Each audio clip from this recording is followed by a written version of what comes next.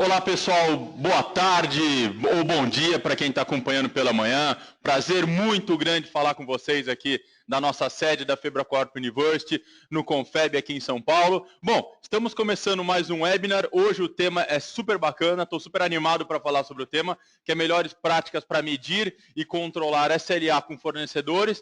Bom, para começar hoje, pessoal, antes de falar um pouco do que é o Embrasc, que muita gente pergunta sobre o que a gente faz, qual que é a ideia do Embrasc. Bom, o Embrasc é o Instituto Brasileiro de Supply Chain, nós somos uma escola de negócios e oferecemos diversos cursos voltados para o público da área de compras, logística, planejamento, supply chain como um todo. Ok? Os cursos vão desde workshops, que são cursos rápidos de 2 dias, até os nossos congressos, as nossas especializações, e o MBA, que é aquela formação maior que a gente tem na área. Ok? Então, nesse sentido, a gente criou uma série de webinars que a gente mensalmente se reúne para discutir um tema que é bacana e relacionado à sua área de supply chain. Então, para isso, hoje, nós temos um convidado especial, que é o Davi. Bom, o Davi ele é engenheiro mecânico, possui MBA pela INSEAD, anteriormente atuou como diretor de compras de supply chain na Tower Automotivo, gerente de compras da Camargo Correia, trabalhou como diretor de compras e operações da Valeo, atualmente é diretor regional da Chiva Soluções em Compras, é uma fera no assunto e a gente vai ter a presença especial. Davi, tudo bem, meu caro? Tudo bem, Henrique. Joia, seja bem-vindo. Estamos ao vivo hoje aqui com uma plateia bastante representativa, um número bem grande de participantes hoje. Muito bom. Um tema polêmico, né, essa questão aí, né? Isso é verdade. SLA é algo que muita gente acredita que seja algo simples e realmente às vezes pode não ser. Não tem, né? Você está trabalhando na Chiva Soluções de Compra, tem gente que pede SLA até de proposta hoje em dia. Isso é verdade. Né? A galera já quer. Mas legal, vamos entrar lá. O que a gente tem de assunto? O que você preparou para a gente hoje? Bom, hoje eu preparei alguns tópicos para nós conversarmos sobre SLA e da importância do SLA com relação às melhores práticas e o controle do relacionamento entre fornecedor e cliente. Né? Então, Vamos lá, deixa eu ver aqui. Isso. Próximo slide. Isso. É bem naquela hora que a gente clica que o slide não vai, né? Isso é verdade.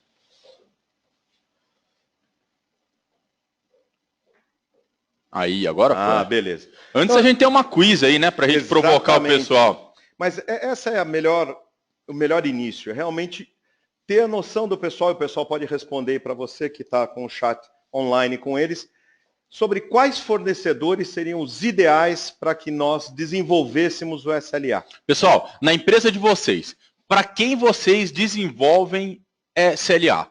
Se você acha que é só para o fornecedor-chave, alternativa 1, alternativa 2, para os fornecedores estratégicos, alternativa 3, que é os estratégicos, críticos e alavancáveis, ou se você acha para aquele fornecedor que é um gargalo seu, você escolhe a alternativa 4.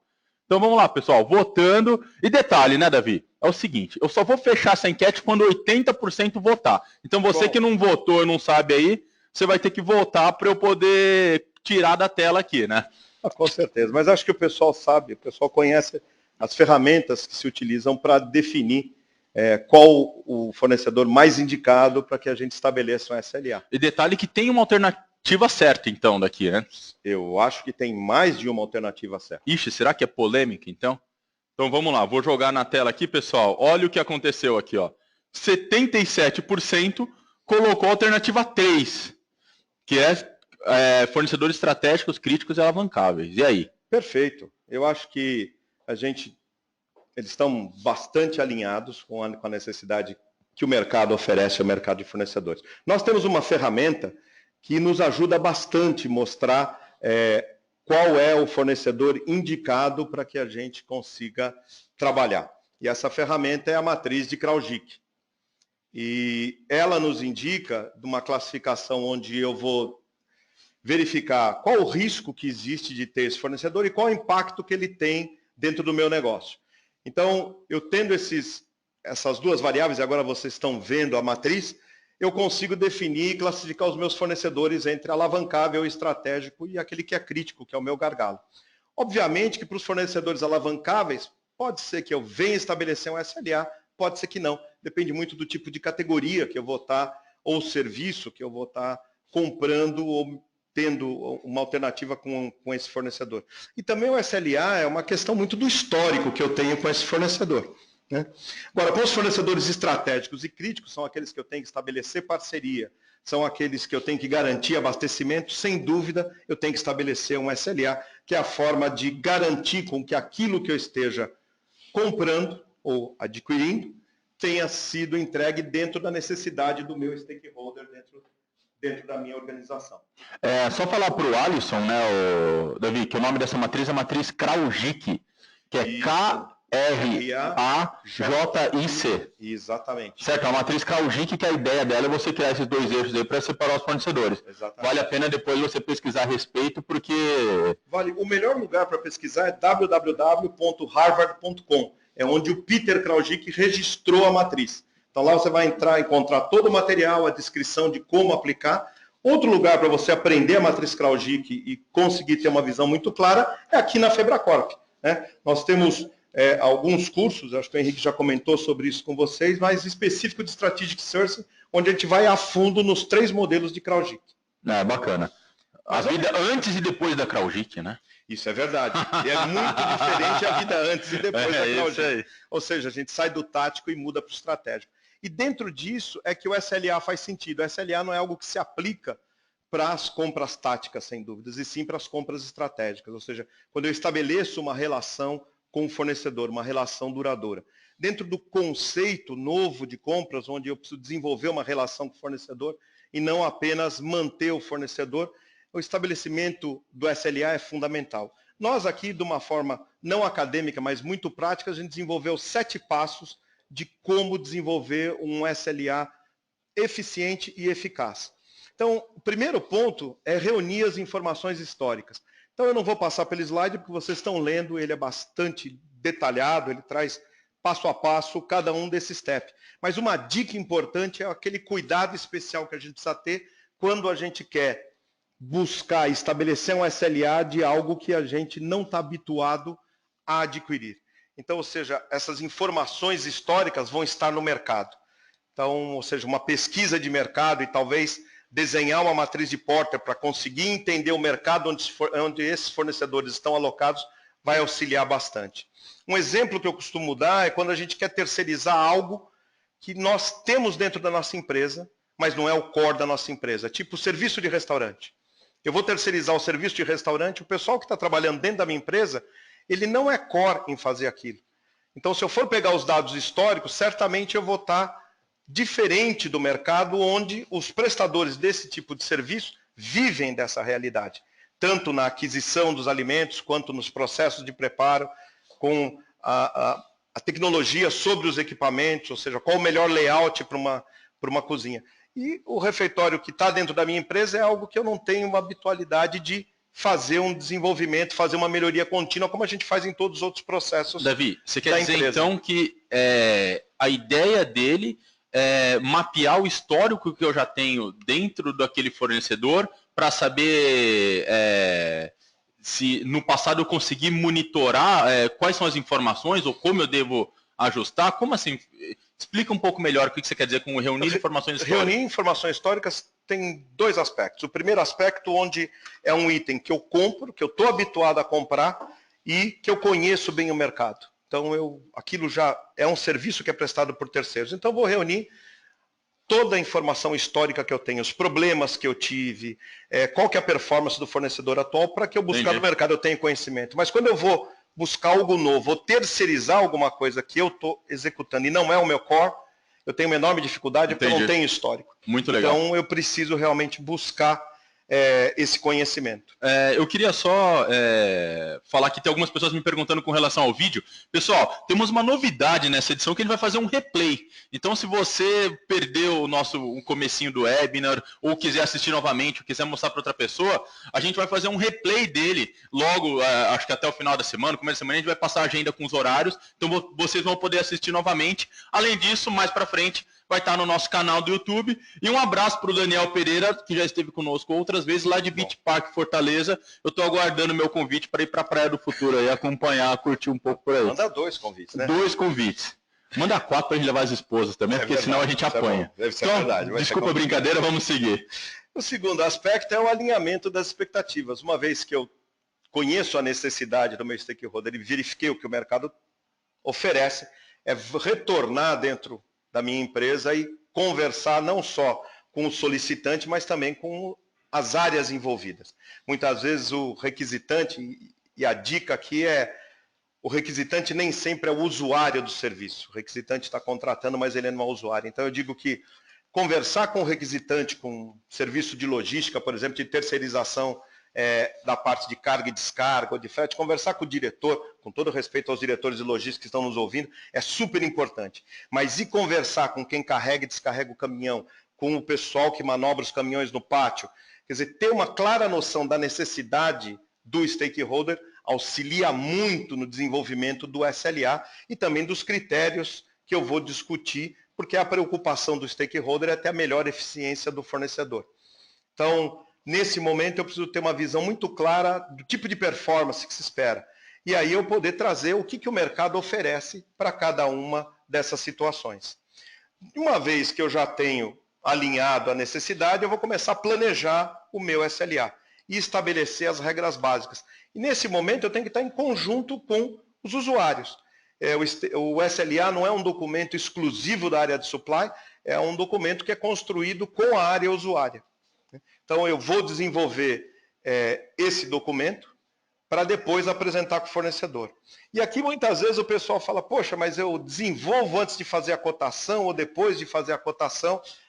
E aí, a melhor forma de se trabalhar é ter ele e enviar quando eu mando a RFQ, para que o fornecedor já possa fazer uma preparação e uma apresentação de quais são as performances dele em cada um daqueles quesitos e esclarecer os indicadores. Muitas vezes isso não é possível, e aí a construção pode até ser feita junto com os fornecedores que estão participando também, para ajudar a alinhar a expectativa interna com aquilo que o mercado oferece externamente. Ô Davi, fala para a Tamires o que é SLA, rapidinho.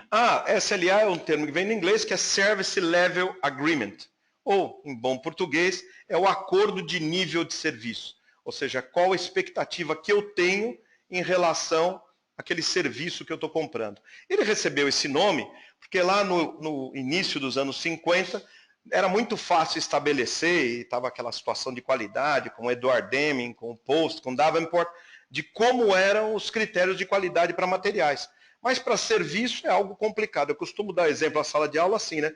Limpeza para nós está limpo. Para uma mulher, ela já vai falar, não está bem limpo. Vai passar a mão em cima da geladeira, assim, ó. Ixi, o critério é bem diferente. Então o SLA ajuda a estabelecer um critério comum, né? E esse é o significado dele. Esse nível de serviço é ficar claro para quem está prestando o serviço, para os usuários, para o requisitante, para todas as áreas, o que se espera. O que é mesa limpa ou o que é o famoso combinado não é caro, né? Exatamente. Então, no interior de São Paulo, a gente fala assim. Então, já seguindo para a gente matar a sopa de letrinha, fala para a Vanessa o que é RFQ. RFQ é Request for Quotation. São os famosos RFX, né? Request for, e aí vem RFI, que é Request for Information, que eu envio para o fornecedor quando eu quero conhecer um pouco da empresa dele. O Request for Proposal, quando eu tenho uma noção do que eu quero, mas o desenho, a engenharia do item é feita pelo fornecedor ou a quatro mãos, e o RFQ, quando eu sei exatamente o que eu quero.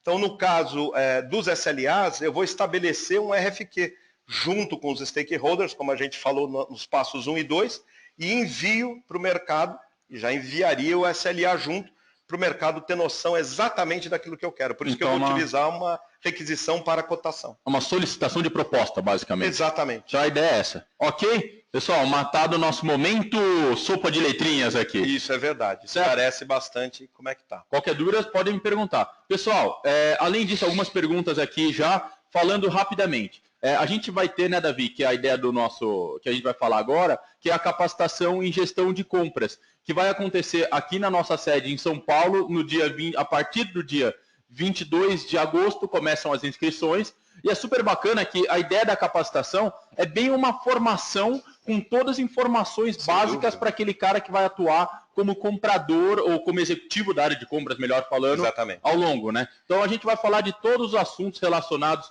desde o SLA e aquelas outras questões todas, certo?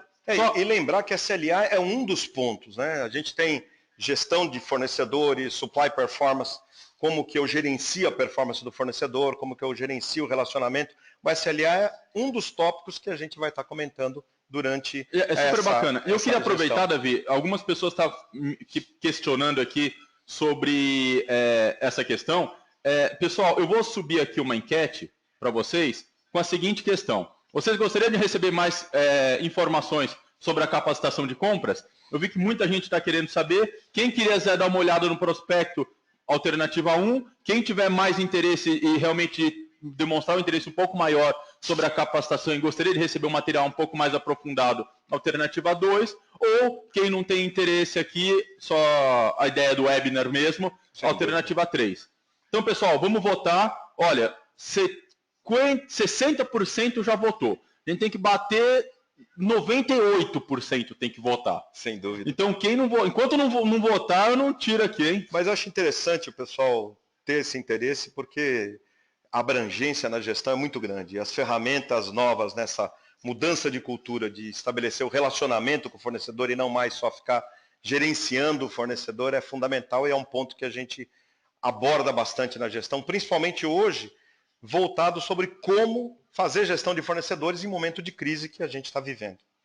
Eu acho fundamental, bacana, pessoal. Eu vou encerrar a enquete, teve gente que não votou ainda. Vou encerrando em 5, 4, 3, 2, 1. Quem não votou a última hora, pumba, encerrei. Vamos seguir aqui, Davi. Então, vamos lá falar dos próximos pautas que a gente tem. Então, vamos lá. Vamos para a parte do desenvolvimento do SLA.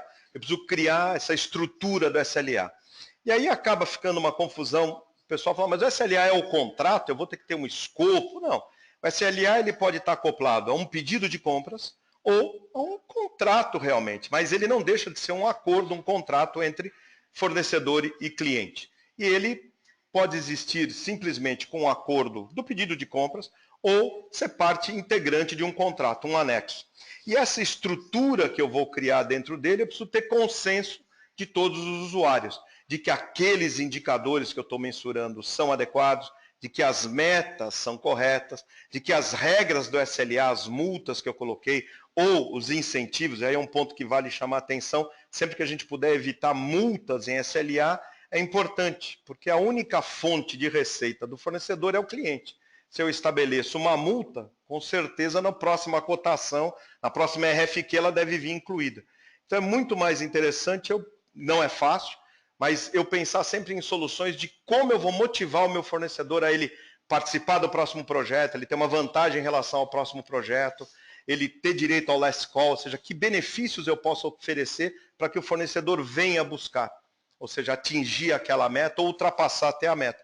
Tem vários casos que a gente costuma conversar durante as aulas com alunos de vários segmentos, onde a gente vê práticas onde o pessoal está até retribuindo algum ganho que tem em função da performance, dividindo ele com o fornecedor, para que ele venha construir de uma forma mais eficiente os seus serviços ou a prestação dos seus, a produção dos seus materiais. E é muito difícil essa questão, né? Porque quando você começa a montar um SLA, não tem como você não querer ser o famoso zoião e querer colocar não, também fornecedor quer colocar tudo que historicamente você se ferrou, você quer colocar no SLA, né?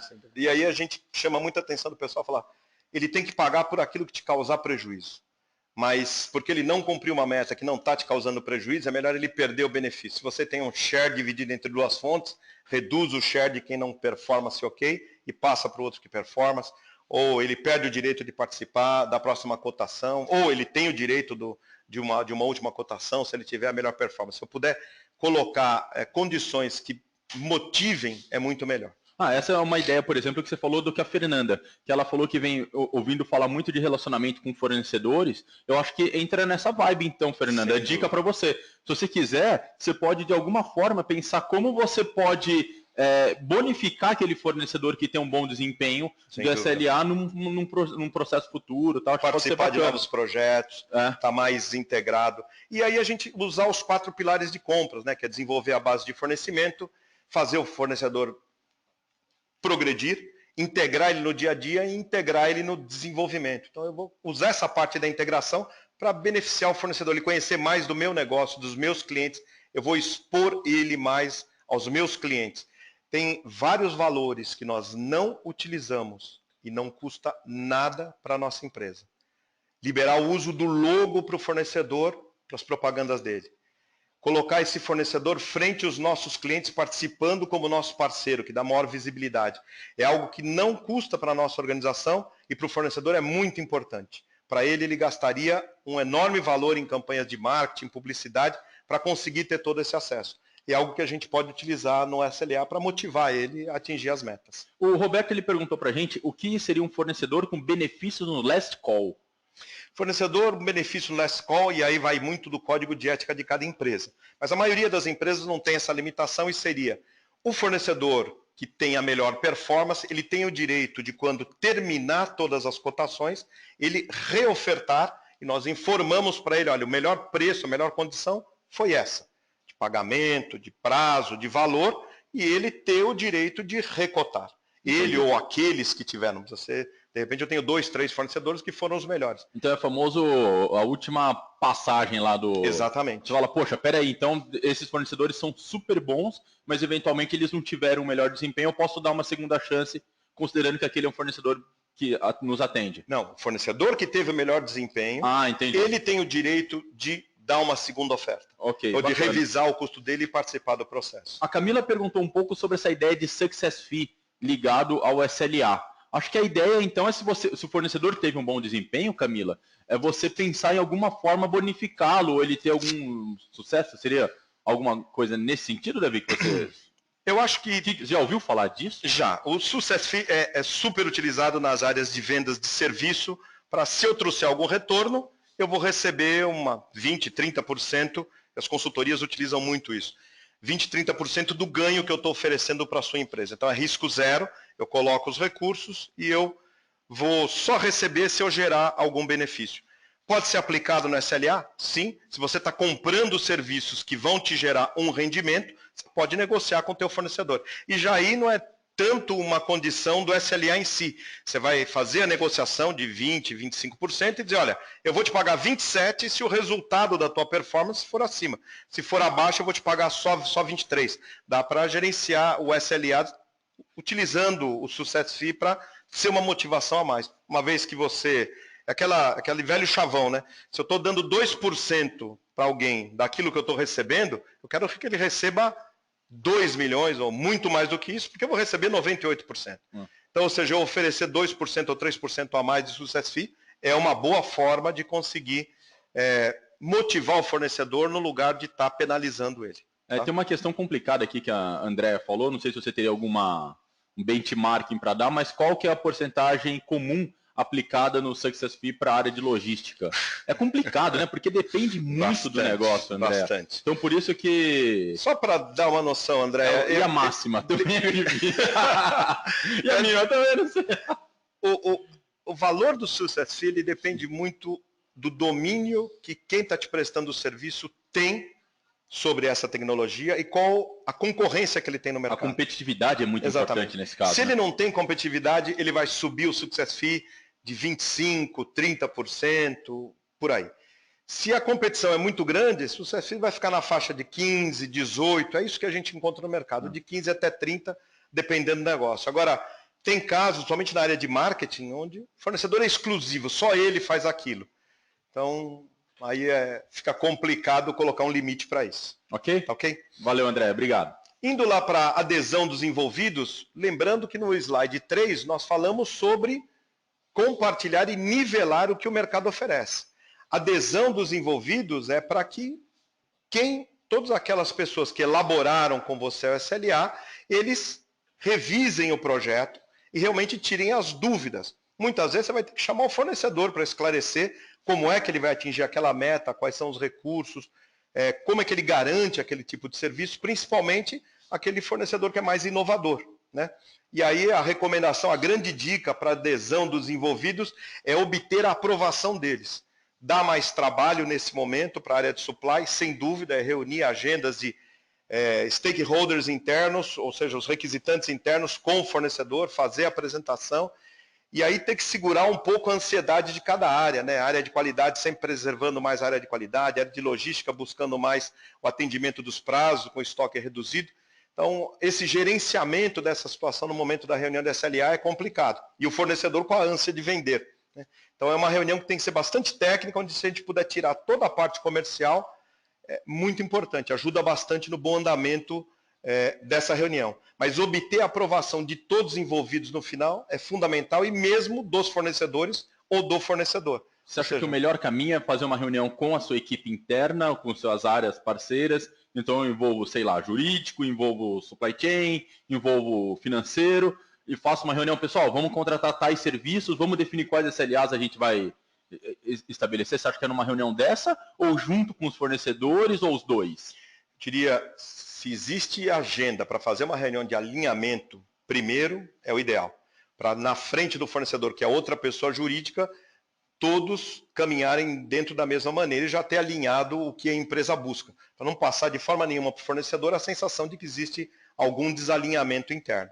Então, essa busca por esse alinhamento é fundamental no sentido de estarem todos juntos buscando aquilo que foi estabelecido internamente, aquilo que foi construído como necessidade. Bacana. E aí, uma parte super importante, antes de implementar o SLA, mesmo seja de um serviço que já está sendo prestado, um contrato vigente, a gente só está introduzindo o SLA, nós também temos essa situação, como temos a situação de um fornecedor novo que está chegando e estamos implementando o SLA agora. Então, nos dois casos, é super importante nós fazermos um checklist do que precisa ser feito para que se tenha sucesso. Sucesso do fornecedor, o sucesso dos usuários, para que o SLA se desenvolva num ambiente favorável. Então, é o momento de rever. E aqui a grande dica é nunca fazer copy-paste do SLA antigo. Ou seja, precisa se rever quais foram as regras estabelecidas, os relatórios, se aquelas metas são tangíveis. A definição de meta que a gente costuma dar é o que o Edward Deming sempre falava, né? Meta é aquela que precisa ser desafiadora, mas ela precisa ser tangível, senão ela é desmotivadora nos dois aspectos. E aí eu preciso promover os treinamentos adequados, que é a última linha do checklist. E aqui outra dica, muito pessoal se preocupa com o treinamento do fornecedor, das regras de segurança, às vezes dos usuários, mas o pessoal esquece de fazer essa informação chegar, que não deixa de ser uma parte de treinamento, a todos os envolvidos. Exemplo típico é limpeza de escritório. Então se contrata uma empresa para limpar o escritório do meio-dia a 1h. Só esquece de avisar o pessoal que todo mundo tem que sair do escritório para que seja eficiente o trabalho do fornecedor.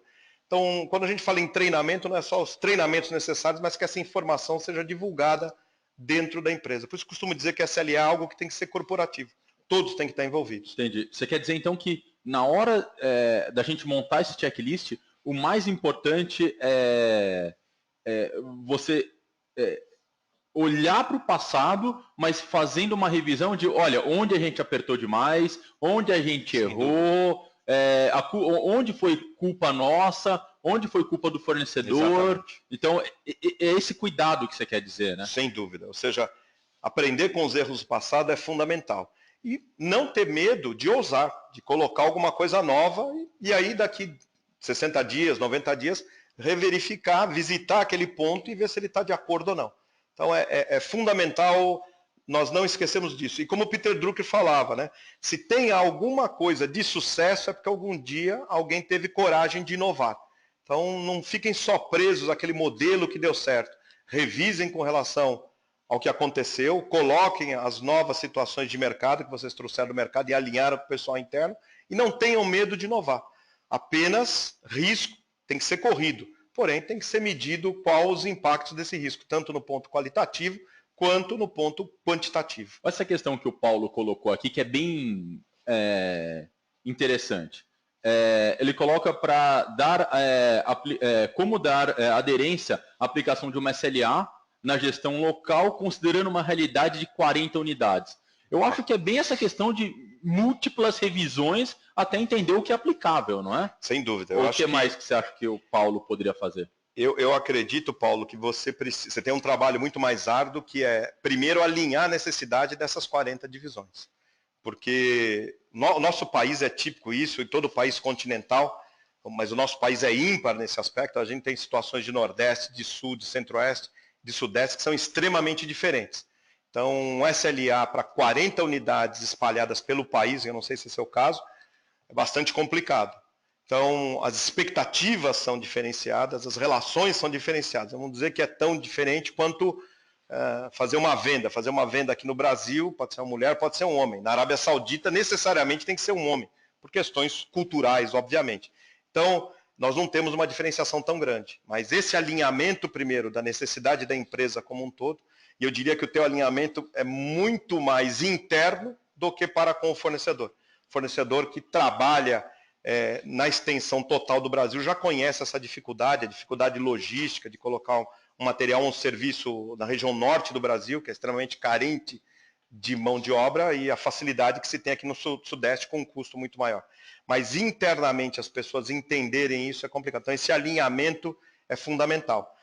Uma vez que você obteve esse alinhamento, o resto do caminho fica muito mais fácil. Mas é aí que ele está derrapando, porque ele colocou aqui, ó. Ele falou que o SLA já está definido. A dificuldade é fazer que a unidade medir os indicadores e reportar de volta para ele. Então é aí que a vaca torce o rabo. Obter o comprometimento. Mais uma vez, se o alinhamento foi feito com todos, eu acho que eles precisam conhecer quais são os impactos. Então, se você fez um alinhamento com eles de qual era a necessidade e explicou que essa contratação, ou seja, aquele balanço entre mercado, alinhou as expectativas corretamente, eles não estão dando retorno, eles não estão sentindo qual a importância de obter esse serviço. E aí é só uma questão de conscientização mesmo, de reenviar os indicadores e chamar eles para a importância da necessidade de dar um feedback para o fornecedor. Porque ele não está, muitas vezes, dando valor, porque ele não está sentindo a queda. O fornecedor, independente de não ter o feedback, está mantendo num nível de serviço aceitável. Você acha que entraria, sei lá, estou viajando nas ideias aqui, viu, Paulo? Uma dica. Você sabe a sua realidade do seu mercado melhor do que a gente. Mas, por exemplo, colocar no contrato que ele tem com o RH de indicadores do executivo dele, de compras, passar o reporte dele dos SLAs como um objetivo estratégico dele, do executivo? Sem dúvida, mas eu acho que uma forma dele colocar... É muito lei. Eu acho que a melhor forma de conseguir o engajamento da área é mostrar para a área o benefício que ela está perdendo de não dar o feedback para o fornecedor. Ou seja, é mostrar para o usuário interno que a melhora, ou seja, eu só consigo gerenciar aquilo que eu mensuro. E a forma que o fornecedor tem de obter esse resultado é ter o resultado do SLA. Então, se você tem regiões onde está sendo medido e está tendo uma melhora, seria, com muita paciência, apresentar essa solução para aquela região que não está medindo. E mostrar, tá vendo? O fornecedor está evoluindo porque eu estou tendo esse feedback. Né? Uhum. Aí, voltando a citar Drucker, como ele diz, a gente só gerencia aquilo que eu meço. A forma que o fornecedor tem de saber da satisfação do seu usuário é o SLA. Então, é mostrar para ele que, olha, eu não consigo progredir com o serviço para você, eu não consigo fazer com que o fornecedor evolua, porque eu não tenho feedback. Ou seja, uma coisa que alimenta a outra. Olha o que a Daniele está falando. Ela falou que ela é compradora de projetos de compra, normalmente não são iguais e raramente possuem o mesmo escopo. O SLA se aplica para os meus fornecedores com maior faturamento ou ela deve fazer por categoria de forma geral? O SLA não é uma questão de categoria. Como a gente viu lá no início, é uma questão de fazer uma CRAWGIC ou realmente fazer pelo menos uma curva de spend e ver quão crítico é essa commodity para a sua empresa. Se o impacto de risco é grande... Ela trabalha com serviços, por exemplo. Então, excelente. Serviço, o SLA nasceu especificamente para serviço. Então, ou seja, para aquele fornecedor ou para aquela commodity onde eu não tenho um impacto muito grande no meu negócio, eu tenho um grande número de fornecedores do mercado, não faz sentido eu estabelecer um SLA, a não ser que seja extremamente necessário, para evitar conflitos entre requisitante e fornecedor, por exemplo. Porém, para aqueles que são estratégicos e críticos, eu tenho que garantir fornecimento, eu tenho que ter uma parceria. Então, SLA é importante porque eu vou alimentar o meu parceiro, eu vou alimentar ele com informações de como ele gerenciar melhor a situação dele. Uhum. E para os alavancáveis, aquele que eu tenho um grande impacto no meu negócio, uma alta curva de spend, é fundamental porque você está depositando um grande valor sobre aquele fornecedor de serviço. Se você só compra serviço, a tua curva de spend deve ser considerável na maioria dos itens. E aí tem uma questão de priorizar por qualidade, por demanda, por número de requisições, por número de usuários, qual que você vai fazer. Porque também, às vezes, ela não tem braço para fazer todos de uma só vez. Olha que bacana que o Daniel fala. Quando nós temos, pela natureza do produto ou serviço, um único fornecedor, qual a melhor forma de se administrar um SLA? Essa é uma situação real. E aí é complicado, né? Porque, e aí? O Daniel foi bem na assunto polêmica da semana. E é o mesmo caso quando você tem uma patente, quando você tem um fornecedor que a área interna define por características técnicas, né? Então, aí é aquela situação onde você tem que usar o teu poder da negociação em relação ao preço, em relação à demanda, em relação ao custo de serviço para impor o teu SLA. Muitas vezes é isso que acaba acontecendo, porque esse fornecedor se sente na situação de que ele é o único, então ele vem com, olha, essa é a minha eficiência de mercado. Se você quiser algo além, a gente precisa revisar custos. Então é o momento onde o SLA tem que ser entregue junto com a solicitação de cotação. Porque senão você vai, a hora que você for impor a tua necessidade, que a tua área técnica mesmo que escolheu aquele fornecedor está impondo, ele vai querer ter alguma relação com relação a aumento de custos para você, algum impacto com a parte de custos. Então é o momento onde, necessariamente, nesses casos, o SLA tem que ser definido antes com a área requisitante e colocado para o fornecedor já antes do momento do custo, para você não ter essa correlação. Agora, olha a transmissão de pensamento que rolou aqui agora. A Carol mandou uma pergunta aqui e a gente preparou uma quiz exatamente com a sua pergunta, Carol. Que bom. Então vai ser mais legal que não só eu vou responder sua quiz, como todo mundo que está online vai responder também. A pergunta é: quem deve se responsabilizar pela gestão dos SLAs? Você acha que é o jurídico? Alternativa 1. 2, a área requisitante. 3, compras. Ou 4, o comitê de gestão de contratos. Davi, aí é polêmica, né? Bastante. Então vamos lá ver o que o pessoal está achando. Pessoal, vamos votar. Quem ainda não votou, você que está ali que deu alt tab, volta para cá, porque você tem que votar agora no porque muitas vezes depende muito do tipo de negócio e da empresa, ela estabelece algumas regras internas que desviam da resposta correta. O que vocês acham, pessoal? Vamos lá. Essa não é uma pergunta fácil. Em 5, 4, 3, 2. Tem uma pessoa que falou que a área técnica 1. Tá na tela o resultado aí, Davi. O que você achou disso? O jurídico não está com moral para olhar para SLA não, né, cara? Mas eles estão perfeitos, porque o jurídico é a área que estabelece as cláusulas do contrato, eu diria assim, o juridiquês, a parte legal do contrato. Até no SLA. Se o SLA está envolvendo valores, ele pode até ajudar a estabelecer o formato do SLA. Porém, ele não é quem vai gerir, a não ser que ele seja a área requisitante de um trabalho, de um serviço específico. Para aqueles que colocaram compras, foi a maior das... Eu costumo dizer que compras não é a área que tem que gerir SLA. Compras é a área que tem que estar informada e participar. Ou seja, está participando quando o fornecedor não está cumprindo o SLA. Porém, a missão ou é da área requisitante, ou para as empresas que têm disponibilidade, um comitê de gestão de contratos. A maioria das áreas estruturadas de compras, ela tem o comprador estratégico e o gestor de contrato, que não necessariamente é uma pessoa ligada à supply. É uma pessoa que vai estar atuando diretamente com aquele contrato. Claro que depende do tamanho do contrato, às vezes ele administra muito mais que um contrato. Para as demais empresas que não têm esse recurso, diria que a área requisitante é a área que tem que fazer a gestão do contrato, porque ela está em contato direto. E a área de compras é a área que tem envolvimento comercial. Então ela só vai ser envolvida quando realmente tiver que fazer uma mudança nesse contrato, e às vezes nem uma mudança de meta. Se a meta foi estabelecida entre a área requisitante e o fornecedor e não vai impactar em custo, compras tem que ser só informado. O Daniel ele fala, ó, a pergunta não estava muito clara se o momento era da busca de no fornecedor ou pós-contrato. Ah, sem dúvida. Mas talvez aí pode gerar uma dúvida interpretação. Mas ok, vamos seguir aqui, pessoal. Tem outras perguntas aqui, eu vou fazendo logo aqui. Vamos seguir. Bom, e aí a gente falando sobre como compras vai monitorar, uma vez que compras não é o gestor, ele não vai estar. Então, compras, a gente tem um template aqui de auxílio para vocês, super difícil, com uma ferramenta super sofisticada chamada Excel. Eu adoro esse template. Fantástico. Onde eu vou ter o quê? A performance de cada um dos fornecedores em seus respectivos SLA, mês a mês, com o símbolo do farol. Se está verde é porque ele vem cumprindo os SLAs, se está amarelo é porque ele tem tido alguma dificuldade, ou alguma revisão, e em vermelho se ele não está cumprindo. Ou seja, ele vai estar acompanhando para que ele consiga, se ele é um comprador estratégico, considerar ou não esse fornecedor em próximas consultas. 2, saber, se começa a aparecer muito amarelinho, muito vermelhinho lá, que ele vai ter que estabelecer uma reunião, de vez em quando intervir. Normalmente ele é chamado pela área requisitante ou pelo comitê de gestão, se existe um comitê. Mas ele já ir se preparando, porque ele vai ter que intervir ali, chegar um momento que ele é o dono do contrato de compra, não do contrato SLA. E é bacana porque é simples, você consegue de uma forma geral administrar todos os seus SLAs com os fornecedores e tal. Eu adoro esse gráfico, acho super bacana. Ele auxilia muito.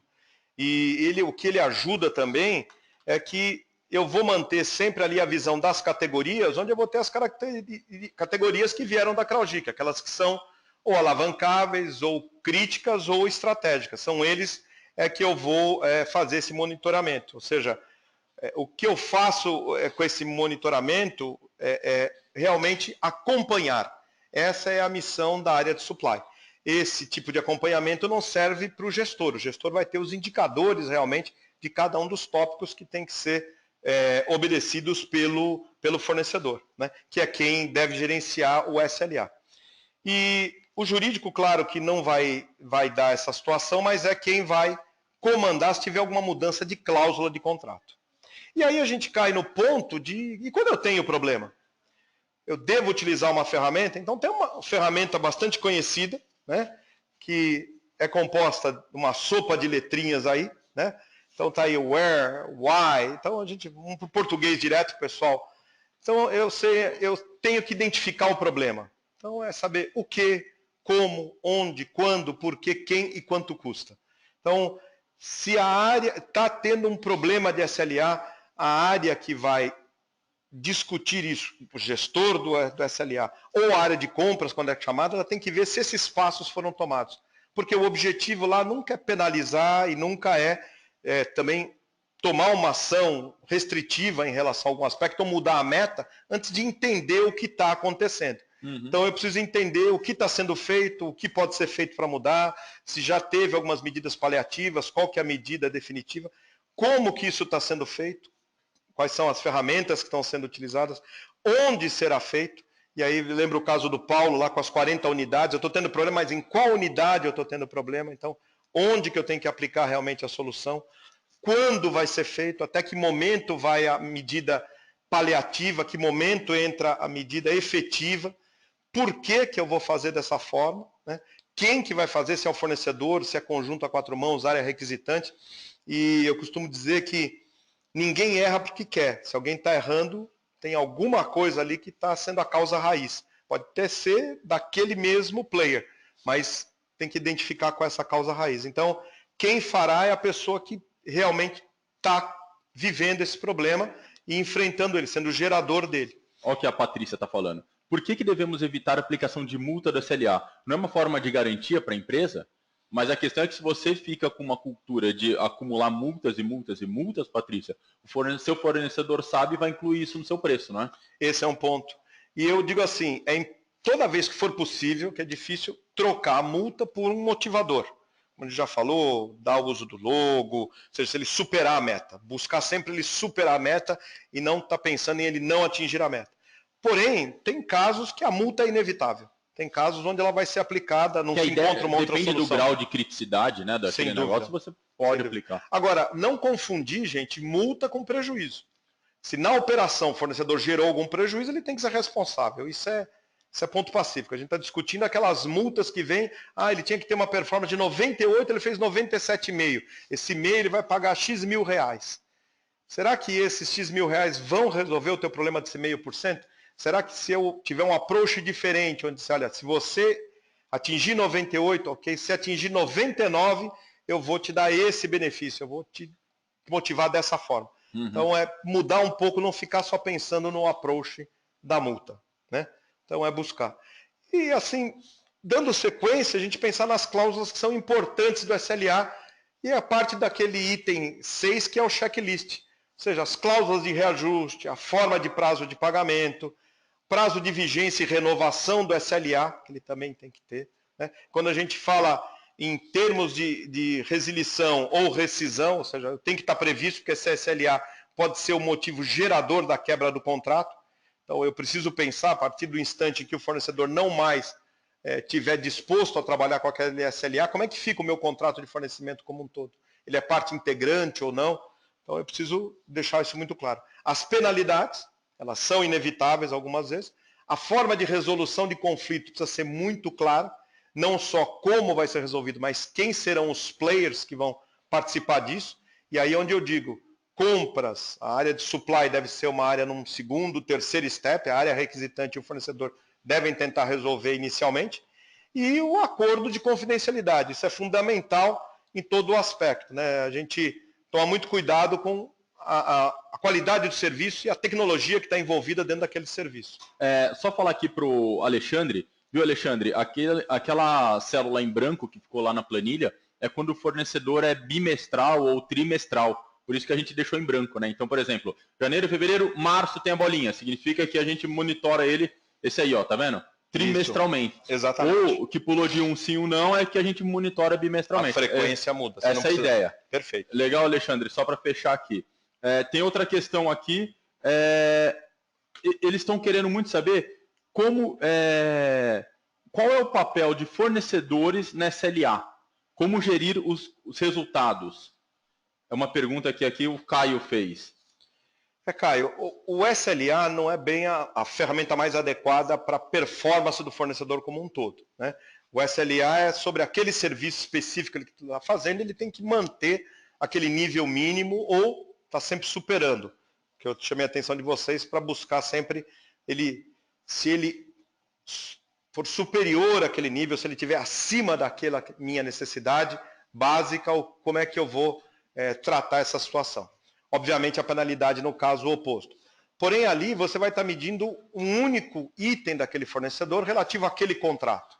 Se aquele fornecedor só te presta aquele serviço, ela vai acabar sendo a sua ferramenta de performance dele também. Mas o que acontece na maioria dos casos é que você tem um fornecedor te prestando N serviços ou te colocando N produtos e você não vai ter SLA para todos, você vai ter para alguns. Ou mesmo que você tenha para todos, a performance dele para a sua empresa é o conjunto de todos, e não de um específico. Então aí nós temos uma ferramenta que é o gerenciamento da performance do fornecedor, onde a gente vai usar matriz tipo HP ou índice de qualidade, né, o famoso IQT, onde a gente vai usar o índice de qualidade total para monitorar a performance do fornecedor, ou seja, ele em todos os aspectos. Porque o fornecedor não é só aquele serviço, ele é também a garantia de uma estabilidade financeira, a garantia das certificações, a garantia de uma empresa que não coloca em risco o nome da sua empresa. Quer dizer, tem vários itens que também são demandantes da performance do fornecedor. Ou seja, ele tem que acompanhar a sua empresa nesse aspecto. Um exemplo claro que a gente tem na indústria de moda, de roupa, fornecedores que subcontrataram o serviço, e subcontrataram de uma forma não prevista, e aí o Ministério do Trabalho pegou o pessoal lá com mão de obra escrava, quer dizer, veio afetar lá uma empresa enorme, que nem foi ela que terceirizou daquela forma. Então, isso faz parte da responsabilidade do fornecedor, ele ter um processo de como subcontratar o serviço que você está colocando para ele. Então, o que eu quero mostrar é que a performance é algo um pouco mais abrangente do que só o SLA. O SLA você vai estar mensurando ele em relação a capacidade dele de fornecer aquele serviço em específico. Tem uma questão aqui que é super bacana que o Luiz está falando, que ele, eu entendo que isso e tudo que vocês estão falando é que deve ser feito antes de uma contratação de um fornecedor ou um serviço. Mas, na verdade, isso deve ser feito durante todo o processo de uso daquele serviço, para quando você for fazer uma nova negociação, você ter ferramentas, né, Davi? Acho que é essa a ideia. Muito bem colocado. Ou seja, esse é aquele histórico que a gente viu lá no primeiro slide. Ou seja, é isso que vai fazer. E mais, gente, esse histórico ele tem muito a ver com como que eu vou documentando isso. Eu só tenho histórico se eu documentei, se eu relatei isso em algum lugar. As mudanças de meta, as mudanças de forma de mensurar, os trabalhos que foram agregados ou retirados, para que eu entenda a performance dele no decorrer do tempo, para que o histórico não fique faltando alguma parte e eu não entenda o porquê que o fornecedor teve aquela performance excelente ou não. Então, essa evolução e acompanhamento é necessário.